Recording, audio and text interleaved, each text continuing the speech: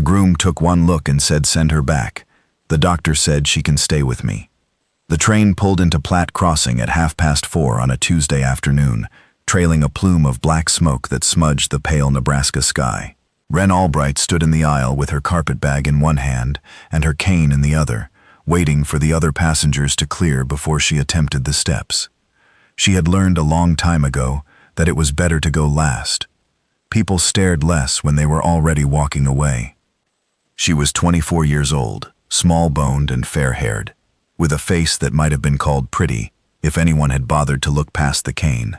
Her left leg had been withered since childhood, a souvenir of the fever that had swept through the orphanage when she was 6. She walked with a pronounced limp, the left boot built up with a thick sole that the cobbler in St. Louis had fashioned for her before she left. The cane was plain hickory, worn smooth where her hand gripped it. She had come to Plat Crossing to marry a man named Virgil Comstock. They had exchanged 11 letters over the course of 4 months, arranged through the matrimonial column of the Prairie Sentinel. Virgil Comstock was a cattle buyer, 38 years old, who had written that he wanted a wife of good character and pleasant disposition, and that looks were secondary to temperament. Wren had believed him because she needed to believe him, because the alternatives were the orphanage laundry where she had worked since she was 14, or the boarding house where she rented a room she could barely afford. She made her way down the steps carefully, one at a time, the cane finding the platform before her foot followed.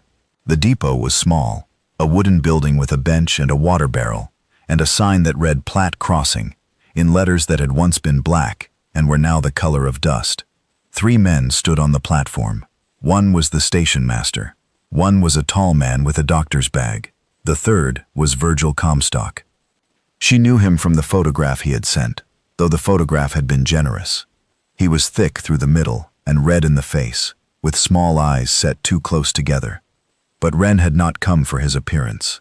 She had come because he had promised her a home. Virgil Comstock watched her come down the steps. His eyes went to the cane first, then to the built-up boot, then to the way her left hip hitched with each step. His face did something complicated. Surprise, then calculation, then something harder. "You did not mention the leg," he said. Wren stopped 3 feet from him. The platform felt very large and very empty. "I mentioned that I walk with a cane," she said, "in my second letter. You said you had a slight limp. That is not a slight limp." Wren felt the heat rise in her face. The station master was looking at the ground.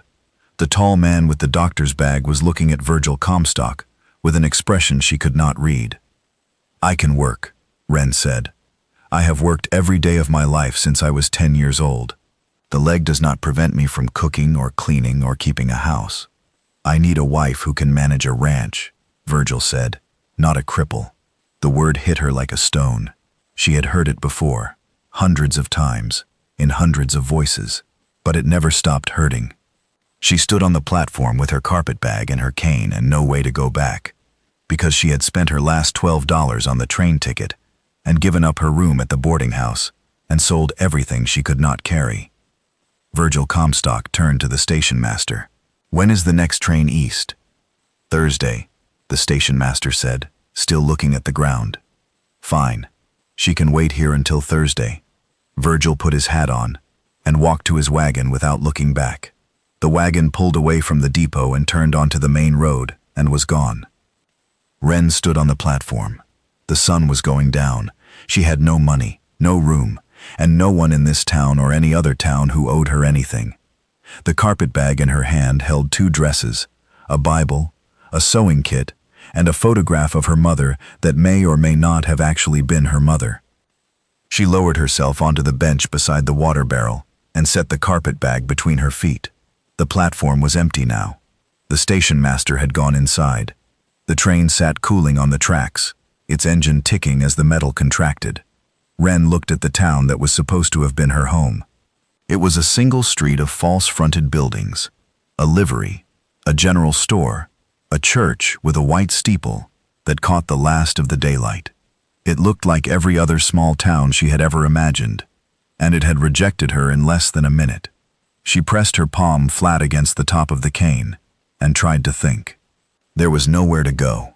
The orphanage in St. Louis would not take her back, not as a resident.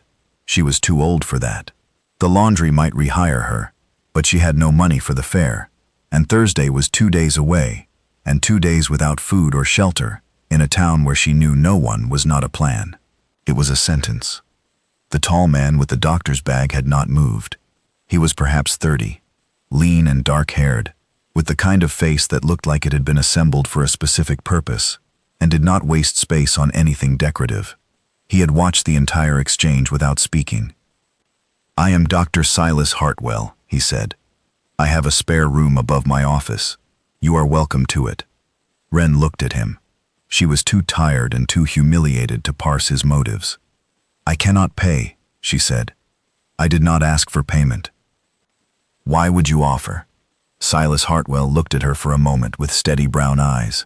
"Because a man just left a woman stranded on a train platform with no money and nowhere to go, and I was raised to consider that unacceptable." The room above the office was small and clean, with a narrow bed and a washstand, and a window that looked out over the main street. Silas carried her carpet bag up the stairs and showed her where the towels were, and told her that supper would be ready in an hour if she cared to eat. He said all of this in the same even tone, as though housing stranded women were a routine part of his medical practice. Wren sat on the bed after he left and pressed her hands together to stop them from shaking. She had imagined many outcomes for this journey, but not this one. Not standing on a platform being called a cripple by a man who had written that looks were secondary to temperament. Not being taken in by a stranger whose kindness she had no way to repay. Supper was beef stew and biscuits, plain and hot, served at a table in the kitchen behind the office. Silas ate the way he spoke, without waste or ceremony. He asked her about St. Louis, and she told him. He asked about the orphanage, and she told him that too, because she was past the point of pretending her life had been anything other than what it was. "You have no family," he said. "No, and no way to get back." "No." He nodded, as though confirming a diagnosis. "Then you should stay until you decide what you want to do." She stayed. One night became a week, and the week became something less countable. Wren could not sit idle. On the second day, she cleaned the office from floor to ceiling, organizing the bottles and instruments that Silas kept in a state of ordered chaos. On the third day, she washed and pressed the curtains and scrubbed the kitchen until the floorboards showed their grain. Silas came home from a house call and stood in the doorway and looked at his transformed office with an expression of mild alarm.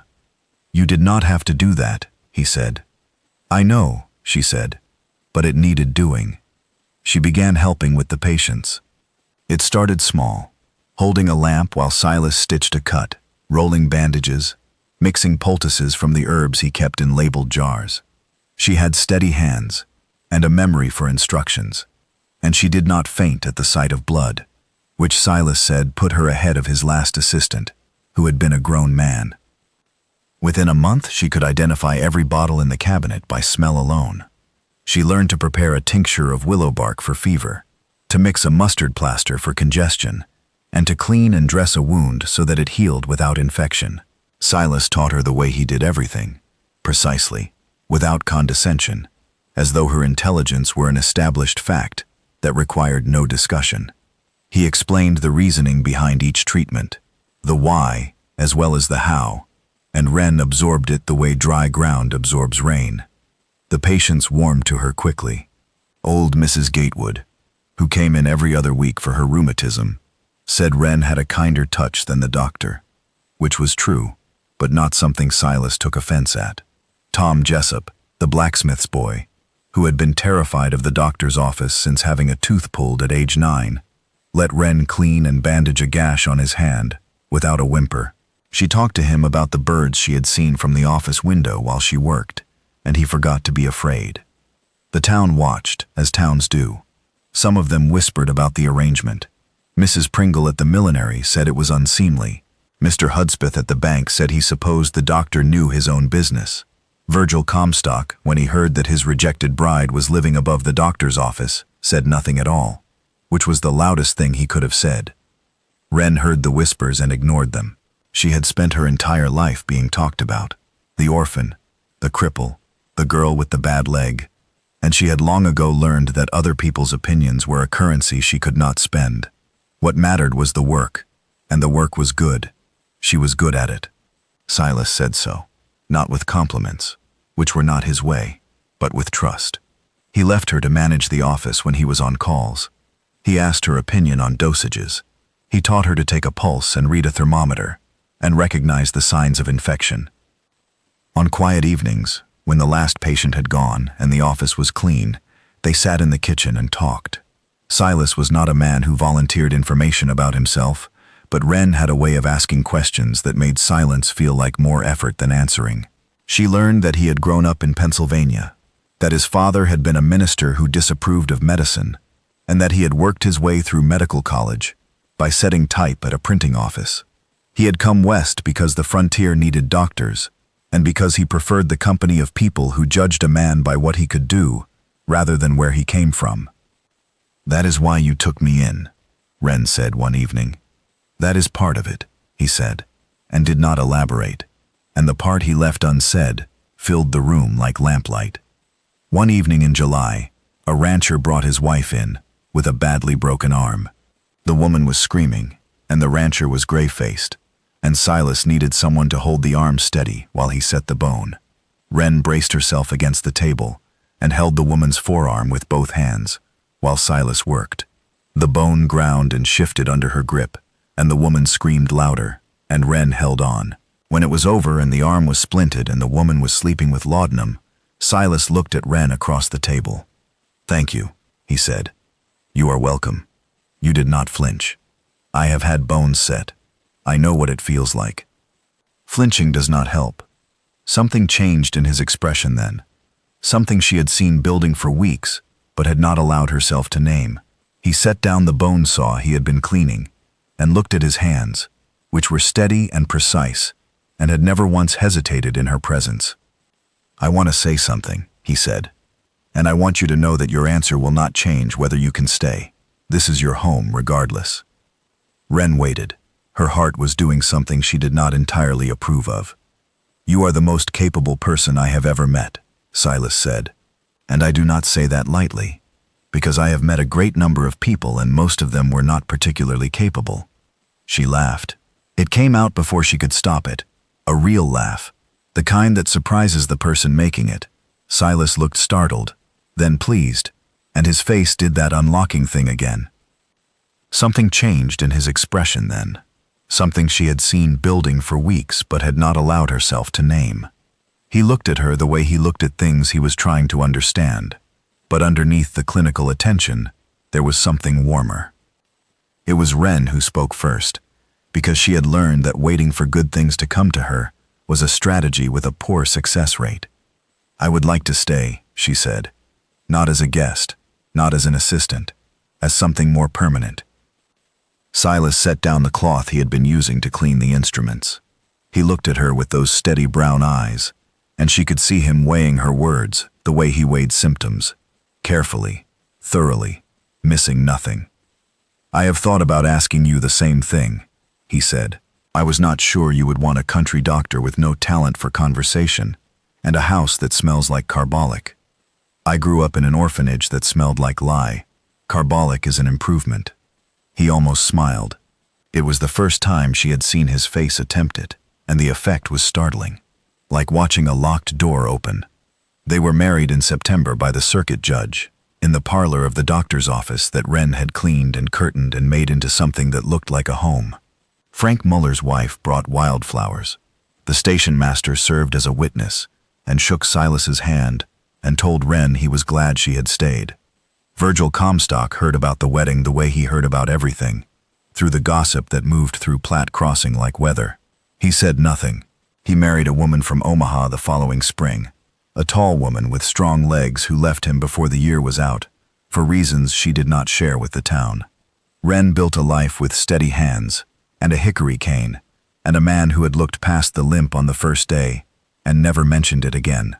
She delivered babies and stitched wounds and held the hands of the dying, and the town that had whispered about her came to rely on her the way they relied on the doctor himself. She was no longer the woman Virgil Comstock had rejected on the platform. She was Dr. Hartwell's wife, and she had earned that title the way she earned everything, by showing up and refusing to leave. The cane stood by the door of the office, and the built-up boot wore out and was replaced, and the girl from the orphanage who had been told she was not enough discovered that she had always been exactly right.